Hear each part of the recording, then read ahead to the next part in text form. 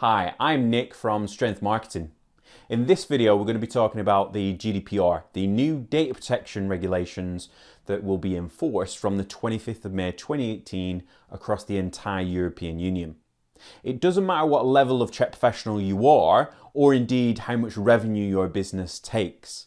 What matters is that you're supplying a service to individuals, and the individual data that they supply to you needs extra provisions on its security and its protection.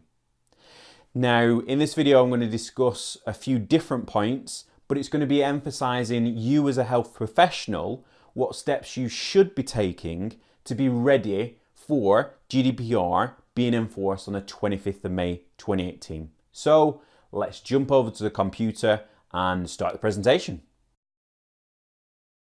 Right, so we're going to be talking about GDPR for Czech professionals, and a reminder that I'm Nick from Strength Marketing. So why does GDPR matter to you? Well, you're a business, you're a health professional, and you've taken steps to become qualified as a Czech professional. You're probably seen as the local go-to health professional in your area, and that comes with some extra responsibility, really. You've got clients and they might be asking you about GDPR, especially if they're a director of a company or they have their own business or they're in middle to upper level management in an organization. They're going to know what GDPR is, or they'll have some understanding about that. And you don't want to look like a muppet when someone asks you about GDPR and your answer is or confusion or I don't know. You don't really want that being the go-to professional. You've also got the extra point of the ICO, which is the Information Commissioner's Office, or other regulatory body in your EU member state, if you're not in the United Kingdom, that there's potential that if you have a data breach or a data loss, that they could investigate in the future. And understanding about GDPR now will give you a good grounding and a good reference, and also it'll help you understand that should an investigation happen, then you'll be well prepared. So what is GDPR? Well, GDPR is the General Data Protection Regulations. It takes over and disregards any previous law or legislation inside the European Union. So it doesn't matter what European Union state you're part of, you'll have some kind of data protection legislation. In the United Kingdom, we have the Data Protection Act of 1998. There's been a few amendments to it over the years, but realistically, that's a 20-year-old law. With the things of email, internet, communication through phones, messaging, especially Facebook messaging as well, then, you know, there's a lot of data floating around out there. You're a Czech professional, you're a health professional, you've got health and potentially medical data about your clients, and that's extra to any of the regular data that you've got on them, and that should be protected, and people should know what's being done with their data and how much data you as an organization hold. Okay. Now, throughout the European Union, the GDPR comes into enforceability, so it can be enforced from the 25th of May 2018. The main thing that has been promoted lately has been the amount of fines that are being increased. So other EU member states outside the UK have got some kind of maximum amount of fines. In the UK, the Data Protection Act has a maximum allowable fine of 500,000 sterling. And that's going up to approximately 17 million sterling, which is 20 million euros, or 4% of global turnover, whichever is higher. Now, when you look at that, wow, that's a lot of a maximum fine, isn't it? Now, there's been lots of different headlines about that, and there's been a bit of sensationalism. Now, are you realistically going to get fined that as a business that your revenue's going to be under $1 million a year? Not really, I wouldn't think so. It depends if the breach or you're not treating data too well of the people that you have, then there's a potential that you'll get a fine. But, you know, you think of things like in recent weeks in the headlines on TV news, there's been the Cambridge Analytica scandal with Facebook. Now, it's been estimated that if that was in GDPR times, then there's a potential that Facebook could have been fined around about £1 billion sterling.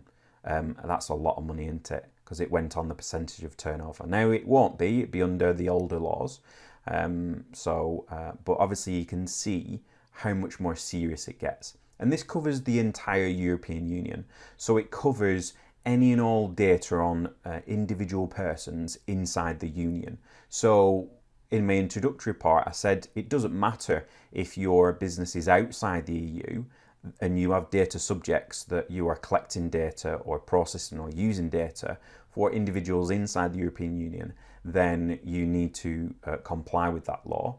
Or risk the point of being fined or etc. If your business is inside the European Union, then you don't really have a choice. You have to. It is the law. It's like paying your taxes, reporting to HMRC, etc. It just has to be done. Okay. But this is what the presentation is about going through a sensible approach and looking at the base understanding of things. Okay. So it applies to any kind of size of organization, doesn't matter what size is, whether you're self-employed, one person in your business, or you're a multinational corporation, doesn't matter, it applies to everybody, and it even applies to non-profits. So there's some micro businesses and small business owners that are saying, no, GDPR doesn't apply to us, and they're actually wrong. Now, the data that it covers is all natural persons data inside the union. So it could be prospects, it could be clients, it could be employees in your business, it can be contractors because you've got personal information. For other larger businesses, it's suppliers as well. So, for example, if you have some branded Watson dumbbells from the UK, then Watson, as a company, would need to put in place certain measures in their privacy notice statement or policy that informs you of what data they have on you. What is data? So it's anything to do with name, email, phone number, date of birth, address, or bank details are quite basic things, but they're all data that can identify a natural person. And that's what GDPR covers. It covers loads of different elements of other parts of data, but in the basic scheme of things, that's what it'll cover. Also for Czech professionals, it covers sensitive data. Now you'll see that the first 3 or 4 points in there, religion, would you really have data on that? Probably not. Trade union membership, is that really something that a Czech professional would have? Probably not. Sexual preference, orientation, maybe. Health data, so any health and medical data, yes, that's sensitive data. And sensitive data has further restrictions that we'll talk about. So in order to process data, you need a legal ground for processing that data. Now, in short, what I've put here, what is processing? Well, it's recording, holding, changing, storing, or the use of any personal data. There's a longer sentence in the actual regulations, but I shortened it simply because it then orientates to what you'll be using data for. The use of data is all encompassing really, and that really means that any data that you have in your possession that's personal data or data of an individual person is you processing that data.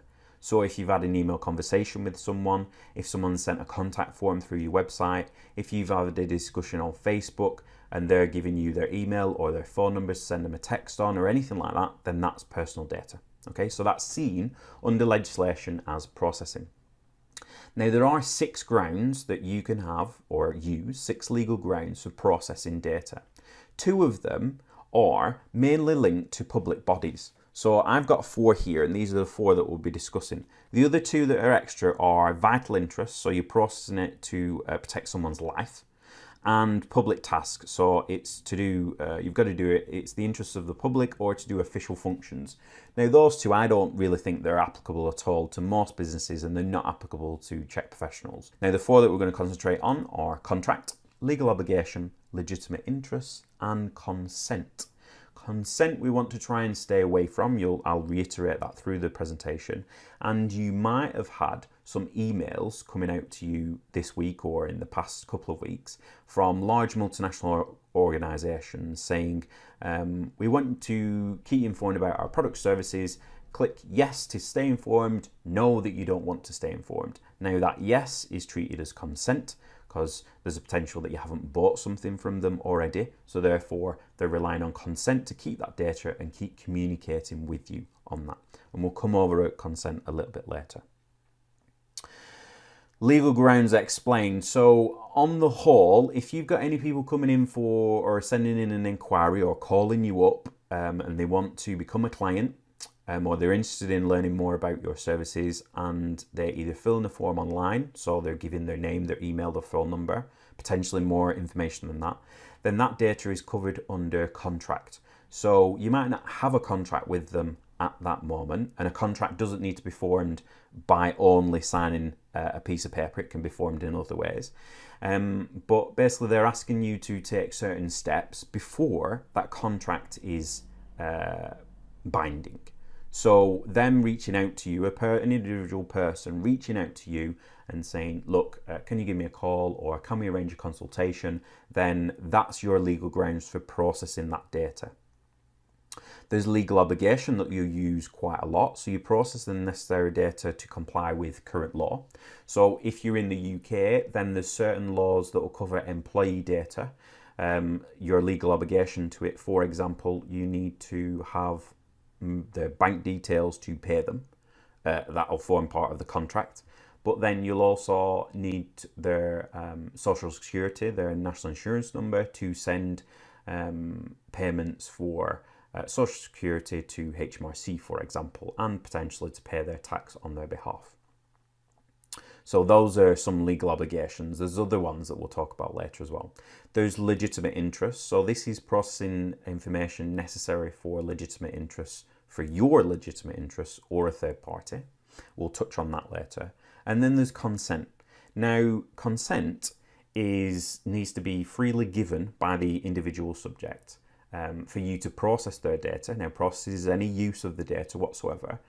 It needs to be for a specific purpose, so it can't be consent for one thing that then transferred for something else. For example, if you're using consent for a form to be submitted, then you can't use that to then market completely different products and services, etc. And the main point about consent is that an individual person can withdraw it at any time. Now, what that means is this. Excuse me. If you use consent and you rely on the data being processed through consent, then they say, I don't want you to process my data anymore. And then what happens is you need to not process their data anymore. So in certain circumstances, it's sensible to use it. In others, it's not. And we'll go through them in a few moments. You as an organization, whether you're one person or many people, you are responsible for the data that you hold and use and process for clients, prospects, etc. In law, that means in the new GDPR law, which becomes enforceable on the 25th of May, you become what's known as a data controller. So you control how that data is used and stored. Your employees process that data on behalf of your organization or business. So they become encapsulated in you as the controller. If you got any contractors, so you got any self-employed people or other organizations, limited companies that work with you and have access to personal data, and remember that personal data can be as simple as a person's first name and their email, or first name and their phone number, and that's their personal data that can identify them. So if you've got a contractor, let's say that you're fitness focused and you've got a studio and you have self-employed personal trainers or even Chek exercise coaches that come in and work with clients, then you'll need a processor agreement in place with them. You've got an accountant that has access to your employees' data and they're external to your business, so therefore they're a processor of data as well and potentially in an agreement with them. And then there's other companies, so CRMs, customer relationship management software like Capsule CRM, email marketing companies like ActiveCampaign, Infusionsoft, Aweber, MailChimp, they're processors. Now, a lot of the larger companies like that will have a processor agreement as parts of their terms and conditions of service use. So on the whole, you might just need to go in and tick a box, or you might just need to acknowledge that you've agreed to the terms that includes the processor agreement. Now, I'm talking about all these processor agreements, etc. Don't be alarmed. Towards the end of this video, I'm going to point you in the right direction where you can get yourself a GDPR pack that includes lots of the forms, etc., that I'm talking about. So don't be thinking, wow, it's a mountain of paperwork that you're going to have to be doing. It's not. It's going to be quite simple and straightforward. So let's take an example of a prospect moving to be a client and then becoming an ex-client. So let's say that they send a contact form or a consultation form through your website, okay? Or even if they've just messaged on Facebook, same thing. Or even if they've phoned up. There's a few extra elements when they are using the phone, and we're not going to go into that, but we'll just go through this. So if you have got their details and you are technically processing their details, then you'll do it under what's known as contract, which is one of those 4 legal grounds of processing that I highlighted earlier, because there's a potential of a contract being formed in the future. So they want you to take certain steps beforehand, and that forms part of the contract. Now, there's one condition under GDPR that you do need to make people aware of, is that when you have your form where you submit things, some people are of the belief that they require consent from a person to use their details. So remember, one of the 4 grounds of processing. So they have a tick box there where someone ticks the form to agree to the data being processed. Now, I feel that that's incorrect, because it's going to be part of the contract. It's pretty silly for someone to think that they're going to give you the details, but then you need to consent to them giving you the details to then give them a call back or email them or whatever. Seems a bit bizarre, right? So to be fair, I think you're quite within your right to process it and contact them, etc., under contract or potential of contract. One clear thing you do need, though, you need certain wording and a privacy notice or a privacy policy.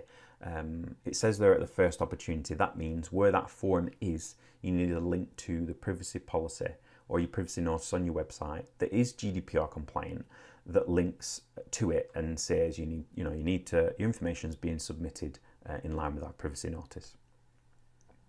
Now, you then might have a consultation after that, and then you'll both agree that they're going to become a client. Now, when they become a client, I would assume that you should have a written contract with that client. Inside that contract, then you will have should have a privacy notice, a GDPR compliant privacy notice. That'll cover also sensitive data that we touched on, anything to do with health data, etc. It'll cover that. And the person will be agreeing to that inside the contract. Now, any communication about sessions or times that they're booked in, you're communicating with them through contract. If you're sending a newsletter to them, a monthly newsletter to your clients, or an email about things that are closely related to the service that you're offering them. So for example, if you're a Chek and you're fitness focused, you have your own studio and you are running a fit camp, for example, a day or a weekend or an 8-week course or whatever, then I think you're quite within your rights to send them an email about that, with the potential that they then could go and register on it or pay their fee for it or whatever it is. And I'm pretty confident that you will be able to send those communications, whether it's by email, whether it's by text, whether it's by post, you'll be able to send them using legitimate interests.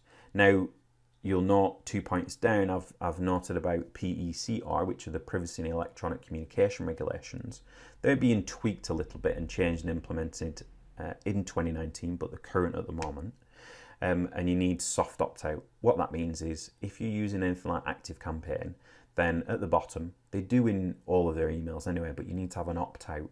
But if you're texting anybody, if you're sending an SMS to any of your clients or any prospects, then you need to have the opt-out thing. If you're using anything like Text Local, then they have the tick box that you can tick on it. And you want to tick that and you want to give people the ability to opt out if you're using legitimate interests. But essentially in any communication, if it's anything to do with marketing related or anything to do with services that are closely related to the service that you're currently offering that person. If you're clinic and more pain focused, then let's say, for example, you've got a workshop where there's going to be more in-depth testing or analysis on certain things, and that's whether it's paid or unpaid, and that's closely related to what service they're getting at the moment, then you would be under legitimate interests as well to communicate that to individuals. But just be aware that if you're using legitimate interests as your legal grounds to contact people, process their data, then you need to do an assessment to be assured that that is the correct legal grounds to use that. Okay, and that's in the pack that I'll refer to later. So they're a client, they're getting information about different things, their newsletter, maybe you've got events coming up. As long as they're closely related, then that's okay. Now, let's say, for example, that you wanted to offer supplements or refer them to, what's there been in the past? Maybe to like a detox product or something like that. You'd then have to make a decision, do the assessment of whether that is legitimate interest. Is it actually related to what you're actually offering them? Okay, so if you're offering something different, could it be directly related to the services that you're providing them? You need to make that judgment call, but you also need to do the assessment and have that paperwork to back up your decision. If there were any complaints to the ICO or a governing body in your EU state, then you've got to be ready for the potential of that, okay? Then when a client becomes an ex-client, they move away, they leave, or they just stop for whatever reason, there's 2 points that you need to understand. One is that you've had a contract with them, and no matter what EU state you're in, that'll be formed under local contract law.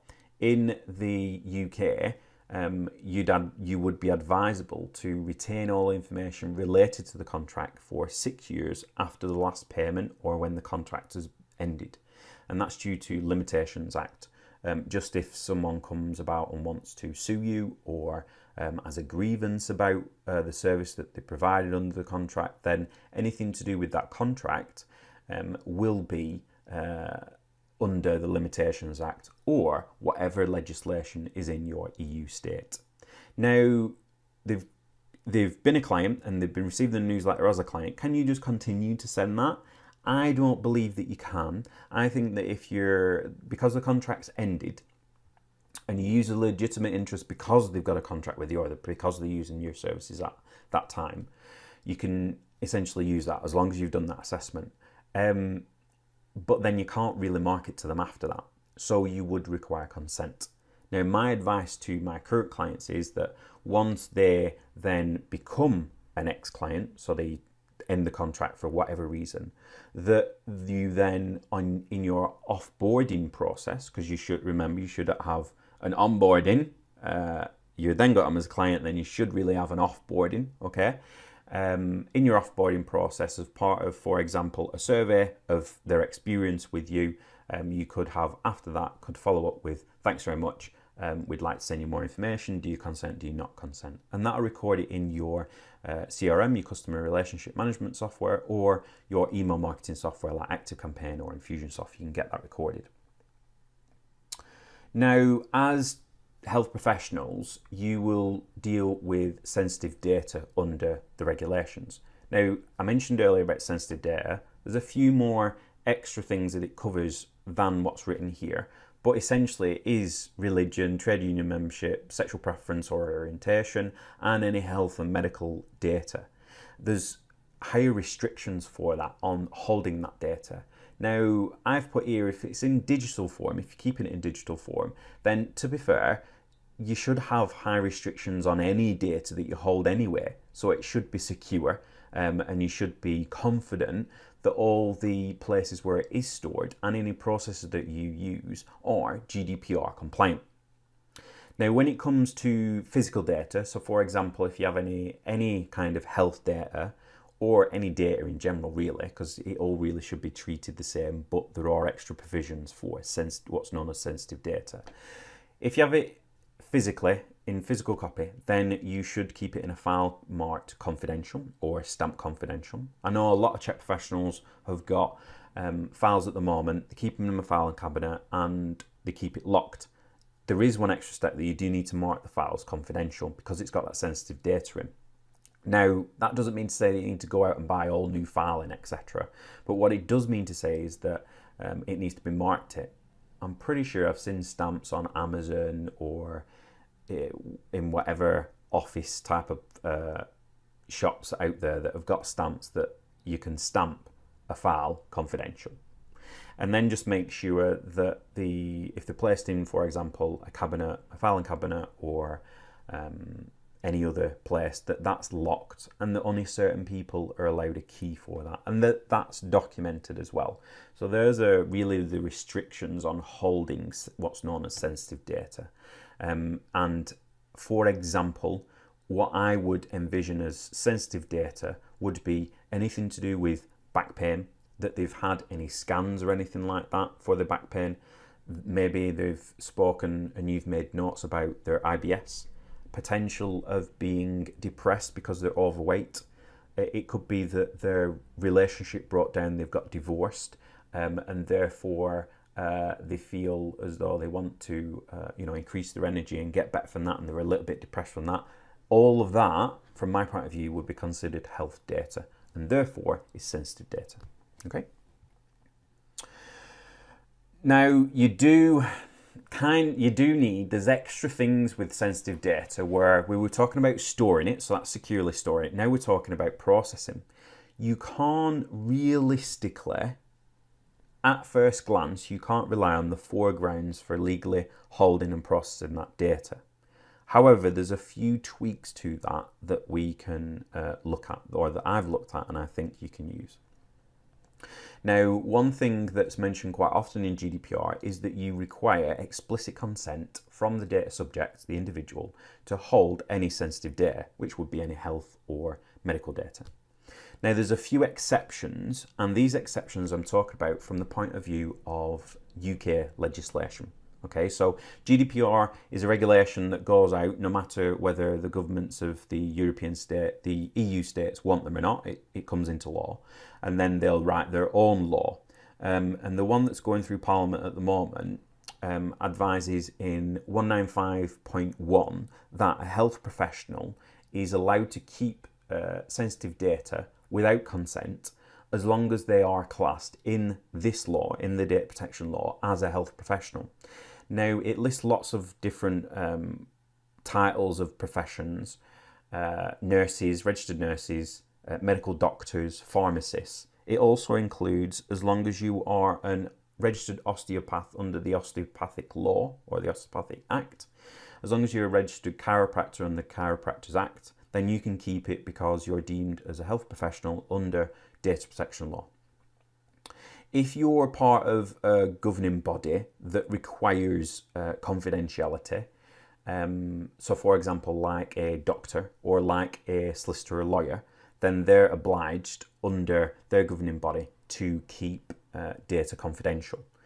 A physiotherapist, if you're a physiotherapist or you've got a physiotherapist on your team, then they would be covered as long as they're part of the Chartered Institute of Physiotherapists. If they're part of that, then that organisation is a governing body, and they have got certain stipulations set out that says that data needs to be stored in certain circumstances, etc.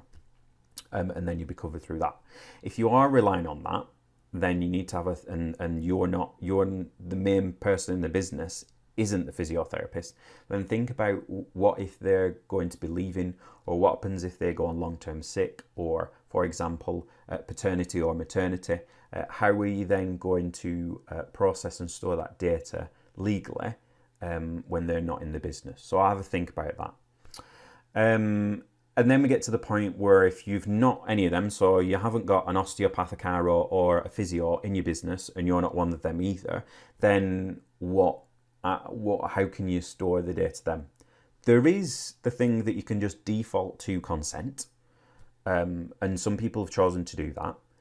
But if you do that, remember that consent must be freely given. So they need to tick the box and sign the form, or online or offline. But consent can be withdrawn at any point. Now, this got me thinking, and therefore there's a potential that you could, as part of your contract and in order to deliver the service to the individual, that you'll need the health data, okay, and you'll need that information. And there's a potential that when they become an ex-client, if they get to the point where they leave, that you can retain that data under contract because of the Limitations Act, or whatever law is enacted in your EU state if it's outside the UK. So default to explicit consent, you need a specific form for sensitive and health data. You're covered if you're in the first 2 points, so you're an osteo or chiro, and if you're a physiotherapist registered with the Chartered Institute Physiotherapists, I think it's called. If you're registered with those, then that'll cover you. But if you're fitness focused, you're not in the top 2 categories. You can either choose explicit consent. I'd advise not to, because consent can be withdrawn at any point. I'd look into having the aspect of requiring that health data to provide that service to the individual. Right. So consent, as I said before, it must be freely given. You as a data controller must have proof of consent. Now, that can either be someone signing the form, a privacy notice, privacy policy form. It could be, if we're looking at lead magnets and that scenario, then it could be either a box that someone ticks or a double opt-in could be seen as consent. There's other aspects that if you're even putting your name and your email into a form, then that could be seen as even consent in that process. But I think that's taking it a little bit too far. Just remember that it must be freely given and it can be withdrawn at any time. And in general, it's usually used for prospects, really. Okay, data retention. How long do you hold personal data? The main thing in the regulations are, well, it needs to be reasonable, or you need to have legal grounds for processing it. So I've put here, if you've got client data, that they are a client or they've been a client, then from the point of they stop being a client, there's generally 6 years that you can retain that data for. Now, it's your choice on, I would think, and you probably need to think about whether you retain the health data. Look back to what we spoke about previously. Do you keep that? You're quite within your right if you're a chiro, osteo, or a physio. If you're not, think about whether you should be keeping it under contract law. And then if you've just got consent, then you can retain it until consent for that specific part. If that then gets withdrawn, then you might be balancing the plates on whether you should. Okay, so it's a judgment call on your end, I would say. If you get any prospect data, so they haven't bought anything from you, there's been no interaction to do with services, even if they are, for example, complimentary, you can keep that data. But if the prospect data, keep it as short as possible. If they've got a lead magnet, whether that's a downloadable or a series of videos, then as soon as they've gone through that string of that communication or that information, there's the potential that you should really delete that information or delete that data on that individual, as long as you haven't got another legal grounds for processing. So if they have ever bought something from you, and they go into your, for example, your CRM, your customer relationship management software, and then they get tagged as downloading your latest lead magnet, then you don't need to delete the data. You can keep it on file because they've already bought something for you. So you can subsume that into the data you got. I've put in on here about keeping a block list. Some people will opt out of receiving marketing emails, and you might get a client or an ex-client saying, oh, I never consented to you sending me this information. Because you're going to be sending it to do with legitimate interests, most likely, then as soon as they say, well, I don't consent to this, then you just say, that's okay. There's an opt-out in every email that we send, every text, every message, etc. If it's to do with marketing, if it's to do with fulfilling the contractual grounds, then that's not really linked with having an opt-out. An opt-out is more focused on the PECR regulations that are changing potentially in 2019. You need to have what's known as a soft opt-out. So someone needs to be given the opportunity to opt out of any marketing communication from you. And that's why I've put keep a block list here, because if we're going to go into in a few slides about erasure and removal of data, then there's a potential that you want to choose a different legal grounds for retaining data, but then have a block list of people that you shouldn't be sending marketing emails or texts to, simply because you've got a legal obligation to comply with GDPR regulations that say you shouldn't be contacting people. Okay? Excuse me. So employees and contractors, you'll also be dealing with their personal data as an organisation as well. and even as well as your employees, if you have some, and contractors, if you have those, they'll probably be dealing with your clients' data. A little quick one on some kind of data that you might be holding and processing for employees: payroll to pay them, contracts, which might include some recruitment material like the CV or any questionnaires, health information. If you collect that, you might retain qualifications, or you might have notes of qualifications. That's still personal data because it relates to that individual. For potentially, you might even have interview notes. So stuff like that would be personal data because it can identify that individual. Contractors, so if you have any individuals that come to your studio or clinic, then you potentially would have the contract for their services, bank details to pay them, you might have recordings of qualifications, you might have health information on them, and you should really have a processor agreement. So that could be some type of data that you would have and process for them under GDPR. Now, processors are any other people or entities external to your business that are not employed by a business and not you or any directors, etc. of the business. If you're self-employed, then you are your business, but anybody then external to you. Okay, so it can cover web designers, marketers, web hosting companies, accountants, email marketing companies, Aweber, ActiveCampaign, those site ones, contractors, so anyone who interacts with clients on your behalf of the business, and customer relationship management software, and then also any areas where you store data.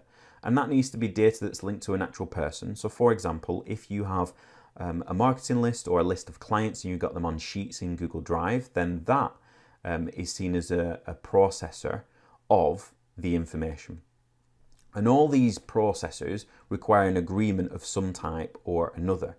Now, if it is your web designer, your marketer, some people might argue that they don't have access to individual data.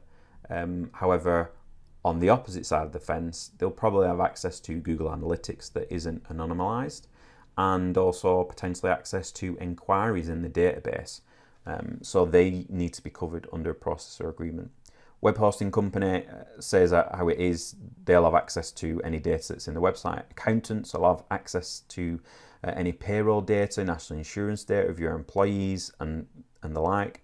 Email marketing companies, obviously they have a lot of data on names, emails, opens, opt-ins, etc. So there needs to be an agreement there, and then contractors.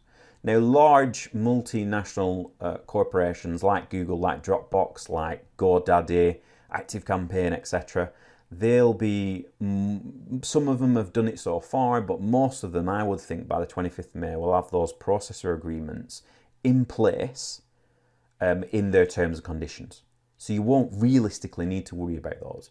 You might have to go to sign into your account and tick a box or type your name to say that you've agreed and you've read through the agreements. And I would always advise you to read through those agreements on any kind of terms and conditions.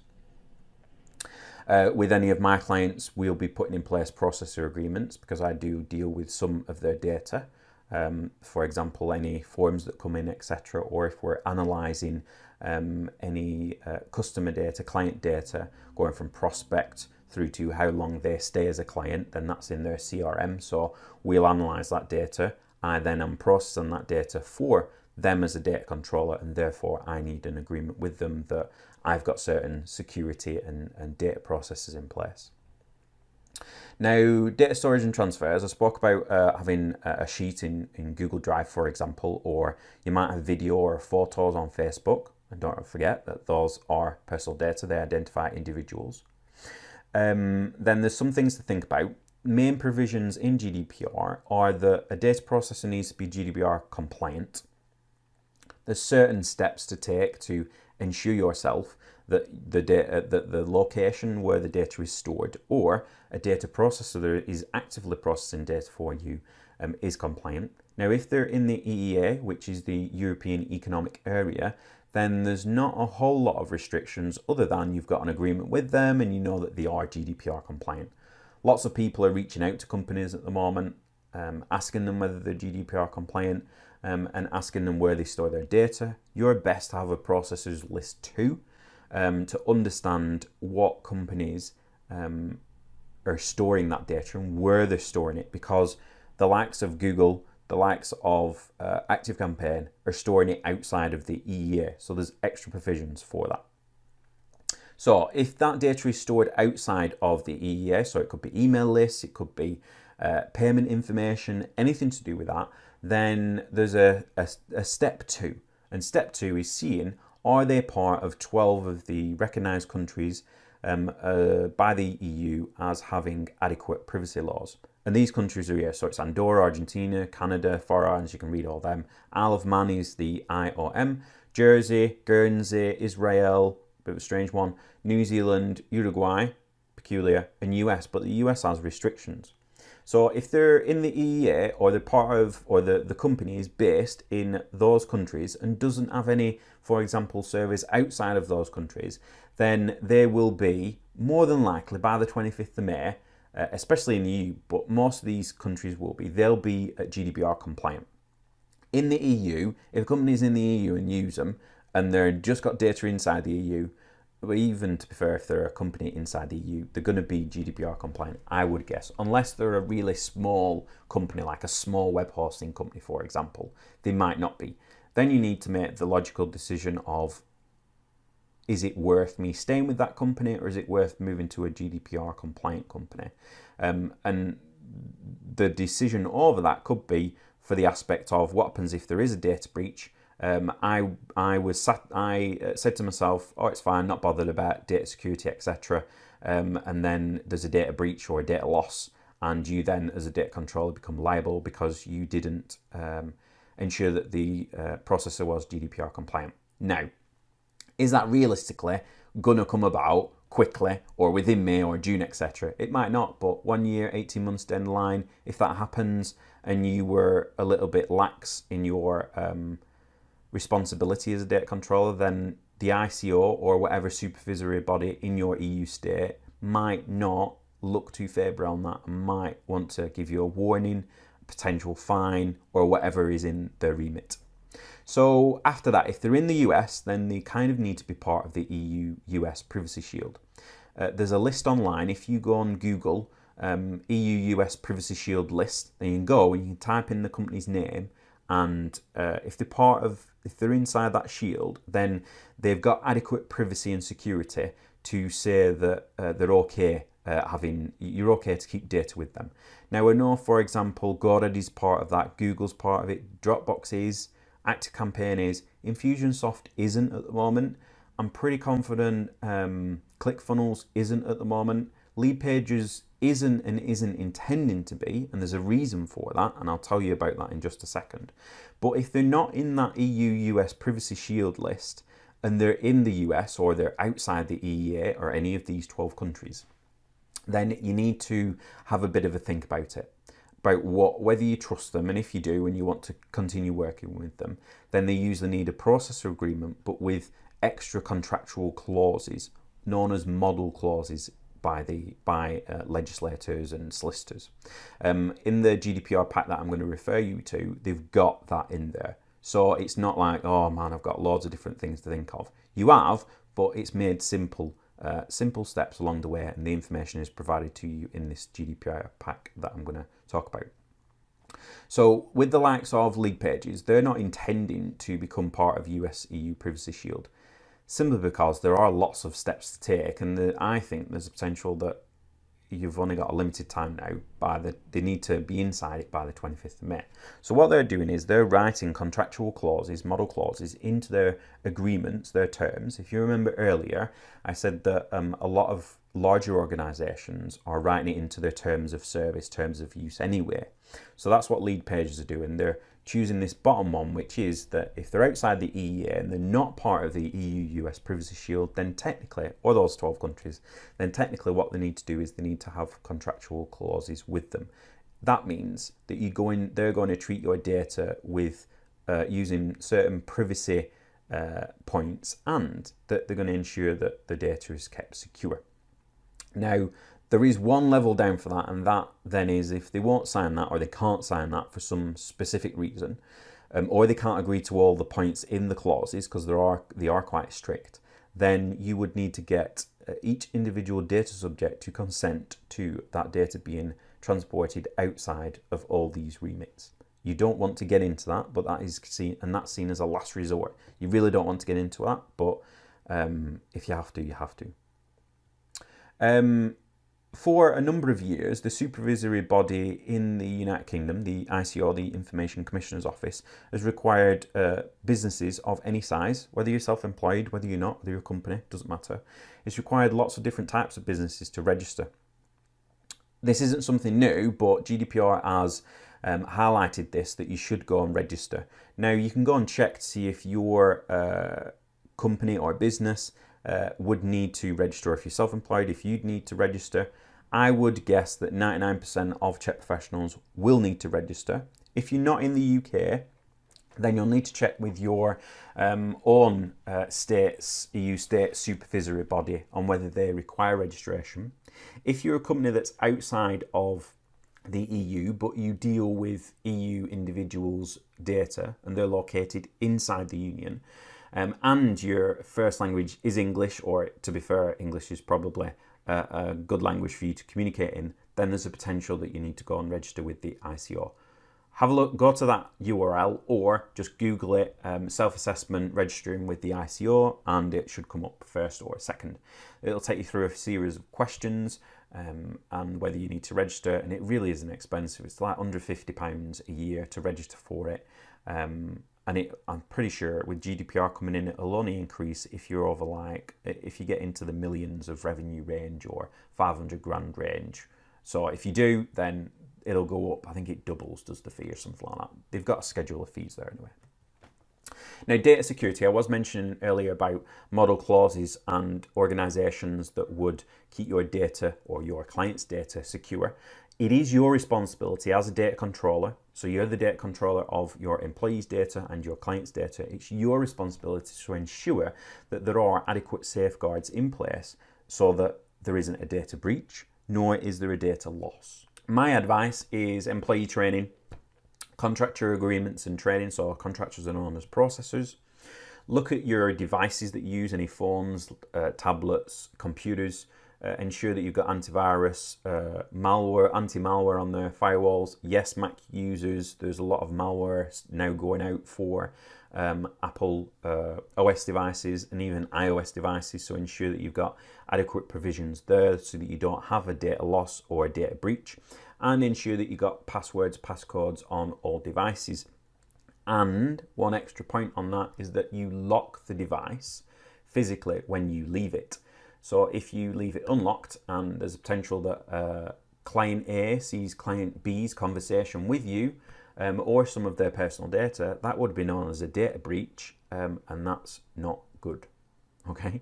And there's another thing, that if you have got different accounts that you sign into, then get a password manager.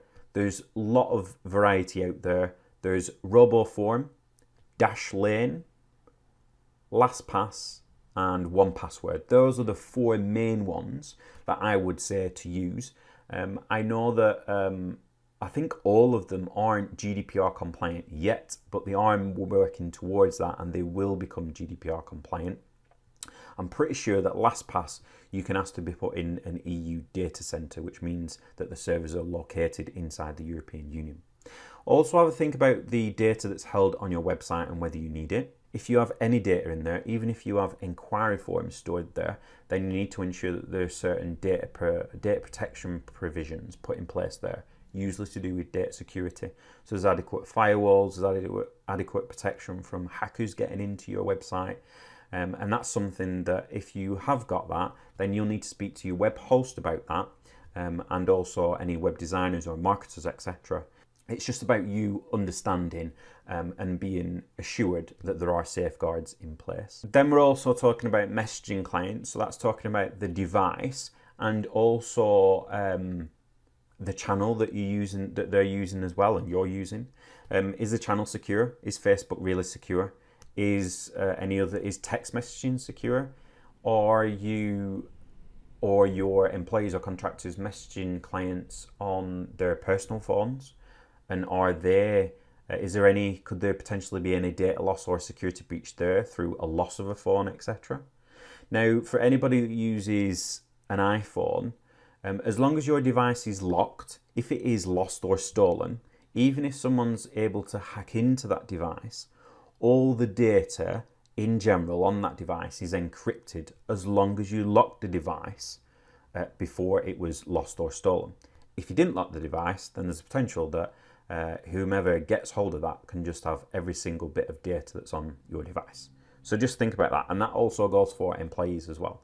Now I know that some people, some Czech professionals out there will use a specific app. For example, My PT Hub, or I think Mind Body app. Some people message on that. I think you can, and that would be secure. That's inside the app. It'll be HTTPS. It'll be a secured environment. Texting them, etc., potentially isn't. But there's also the potential that if that contractor or employee leaves your organization, you need to be assured that they haven't got any data that can identify an individual person as well. So that's something to think about. It's one of those things that you potentially haven't thought about, and it's worth doing. So as I mentioned earlier about password managers, use secure passwords, different passwords on different sites, and a password manager can help you with that. And where you can, it is advisable to use two-factor authentication. Now, if you've got an iPhone or an Apple device and you've used a desktop to sign into your iCloud account, then you would have been sent the code to sign in to your iCloud account, and that's known as two-factor authentication. Okay, so it's where they either text you or message you in the app with a code to enter into the screen so you can actually get in and it can be confirmed that it is you. Data breaches, if you ever have a data breach or a data loss is treated the same as a data breach. What was it? Was personal data either ascertained by someone else, or was it part of the breach? If it is, then there's certain restrictions that you need to report it within 72 hours of being notified of the breach. You need to inform the ICO or your regulatory body in your EU member state. And there's also the potential that if the breach is to a certain point, then you need to report that to the data subject or subjects. This is probably something quite extra to what is known by lots of people about GDPR, but there's a potential that if you became aware of the breach, didn't report it, and there was a lot of data that was taken or lost, then there is a potential that that'll do you more harm of not telling the ICO than it would if you told them. So just going back to your website, there's certain elements on your website. If you've got a web designer, a marketer, or a person that controls your website, etc., then ensure that all these boxes are ticked so that you've got an adequate privacy notice or policy. Technically they mean the same thing, but you've got that is GDPR compliant, that it does include extra things that will track people like analytics and cookies, etc. That you haven't got any pre-tick boxes on any forms for people, that if you are using consent, that box is not pre-ticked or checked. That your website is secure, and that it's got a lot of preventative measures to prevent it from being hacked. That if you've got cookies on your website, if you don't know what cookies are, they're little pieces of code that are added to a browser. It's how if you're on your iPad and you go to Amazon, you add something to your basket, and then you come back an hour later, you're not signed in, you come back an hour later and it remembers you, well, that's cookies. And they're on nearly every single website in the world. So that's to be focused on. A little bit now because they do identify individuals, but massively when the privacy and electronic communication regulations are changed in 2019. Analytics, if you use Google Analytics or any other analytics software, then you want to ask your web person to anomalize data so that an individual person can't be identified from their IP address. An IP address is an identifying mark that will lead someone to know who you are from a specific address online. So if your phone will have an IP address, if it's got an independent internet connection, if you connect to Wi-Fi, then the router has an IP address, and a person could be identified by that. And if you're doing any advertising or retargeting, so if you've got the Facebook pixel on your website, or you're doing any kind of retargeting through Google Ads, then you will need some information in your privacy policy and to warn people or inform people that there's potential of them being tracked. There's also a key element in GDPR which has been in the UK anyway for a good few years, which is about subject access requests. They used to call it a data subject access request. It's been changed to a subject access request in GDPR. It applies to all EU member states because GDPR does. Anyone can submit one. Basically what it is that someone says, hi, Mr. Chek professional, please give me any and all data that you hold about me, or please inform me what data you have on me, and why you're holding it, under what legal grounds. You can't charge a fee now. You used to be able to charge £10.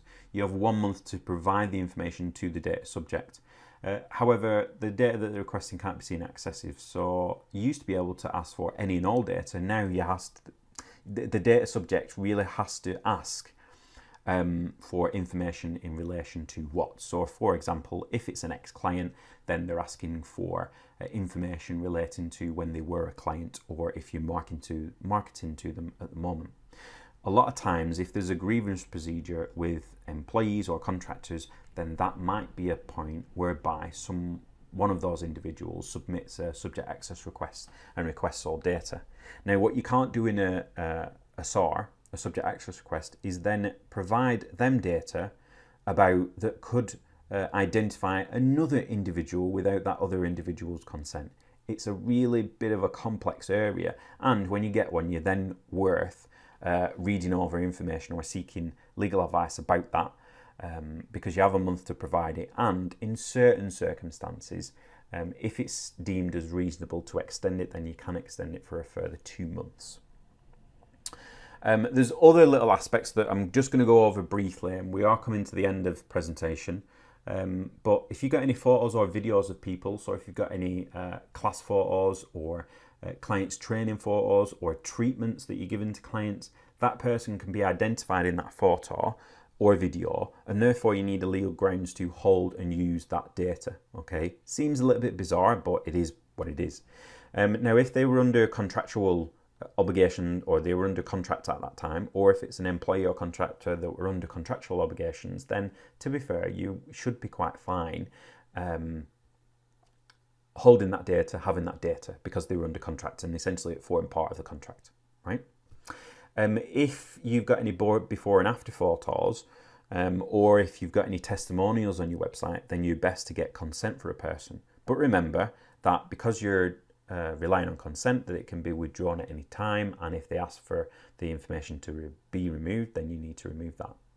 If you store or have any data on any children, so you might have classes for children, you might have children that are clients, you might treat children. If you're a clinic that treats individuals, you might treat children. If you do, then you generally need a separate policy or notice that is child friendly.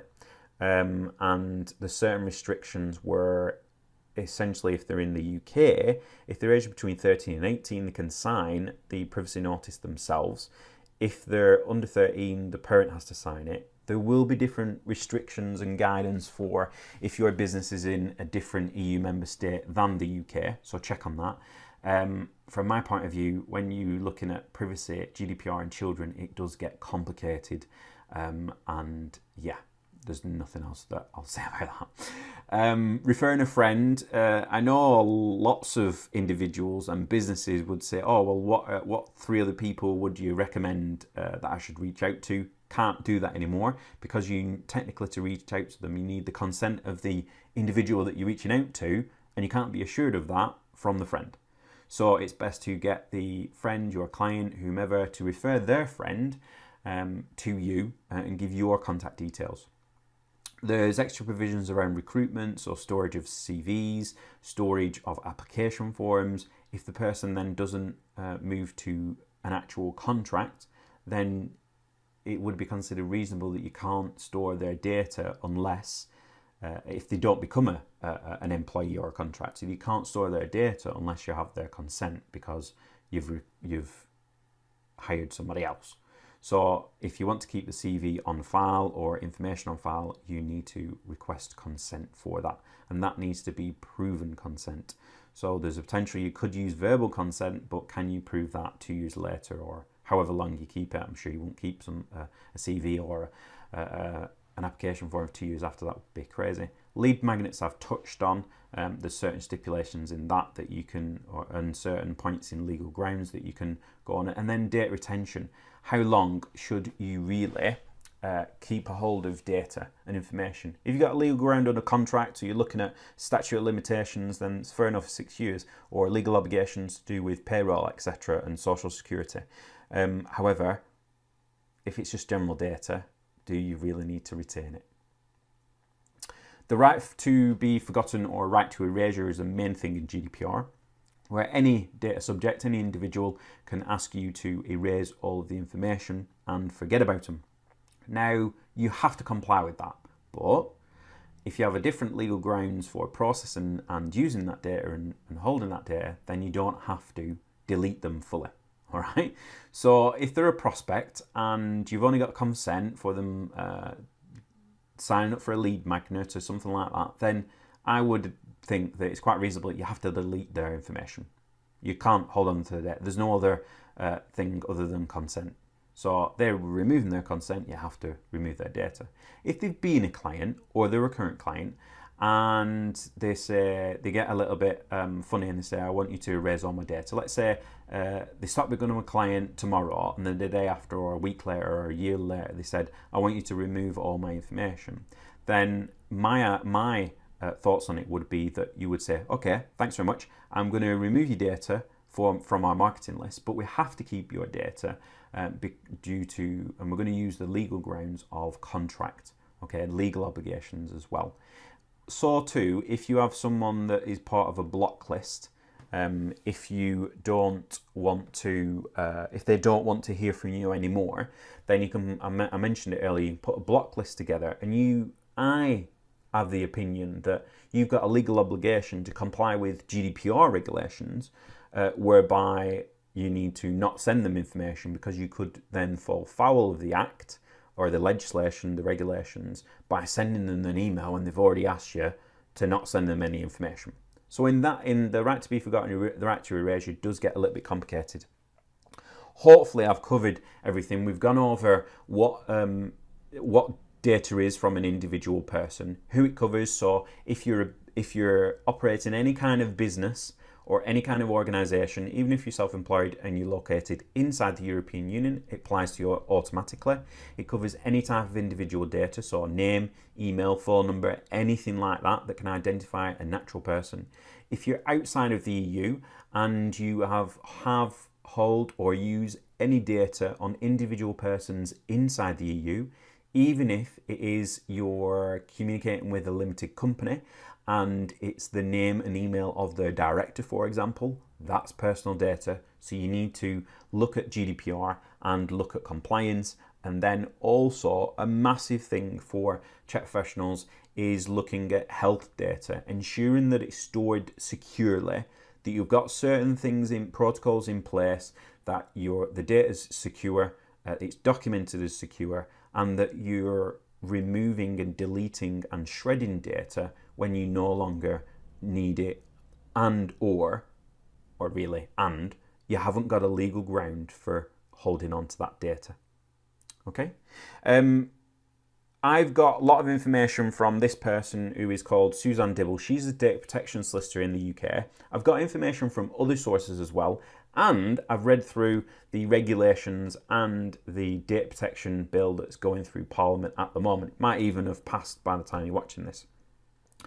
If you want to go and get that pack, it's under £200. You can implement it all yourself, and just either go to this link, so strengthmarketing.net/GDPR pack, all one word, or just click on the button below this video on the page and that'll take you through to go and buy the pack. Now, what's in the pack? Well, lots of things I've discussed in this video presentation is about the different forms that you'll need, the processor agreements, a privacy notice on your website. All those forms and a few different ones are included in the pack. And she also has videos as well that explain different points that I've spoken about in this presentation as well. From my point of view, this pack is value for money. You can go and implement things on yourself. It has things like your privacy notice, the opt-in wording for lead magnets, got contractual clauses. Remember, if it's outside the EEA, any of those 12 countries, or the EU-US Privacy Shield. If they're not part of that, then you need contractual clauses. If you have a data breach, then you need to record that. She's got a data breach form. Data transfer checklist. So if you're transferring data, let's say you're storing class videos or course videos or treatment videos in Dropbox, then it's about understanding where is that data being kept and where is it technically being processed. You've got processor agreements. So with any of the different processors, remember before I said about accountants, web designers, marketers, your contractors, you've got contractors that come in and work with clients or treat clients in that, you need that as well. A response to a SAR, subject access request, you've got information about that. And you've also got your employer privacy notice, which is important because if you've got employees, then they're acting on behalf of your organization. And the legitimate interest assessment form. If you remember earlier, if you're contacting clients or you're contacting anyone you've done business with before and you want to let them know about a course that is linked to the services that you're providing but might be a little bit separate, then you'll complete the assessment form to say, well, can I contact them using legitimate interests? And goes through that. So the main thing is to go and get Suzanne Dibble's data protection pack for the GDPR pack. She's a data protection solicitor in the UK. She's got a lot of good advice, and she's kind of one person that speaks sense from my point of view. I've spoken to and looked at advice from other solicitors and lawyers in the UK, and I found her information to be the most sensible and reasonable. Now, if you're outside of the UK, is this really going to be applicable? Well, it is. If the EU state that you are in, or if you're outside the EU, if the language that you communicate with your clients isn't mainly English, then there is the potential that you would need the documents to be translated. I don't have any links to information outside of the English language. However, the general data protection regulations, if you search for them, they do have information in different languages, all of the different languages that are used in the EU. My advice, if your business isn't in English, it's in a different language, then there's a potential that you could buy this pack and then have it translated. Obviously, there's factors in that translation of whether that is accurate. But yeah, I would go and buy this pack anyway because it gives you a good reasoning. And remember that GDPR covers everything inside the union, so everything inside the EU. Remember that if you are in the UK, this pack is best for you. And just because Brexit's going to happen, it doesn't mean to say that this law then goes away. It doesn't. It's being enacted in Parliament and therefore it'll stay for a good long time.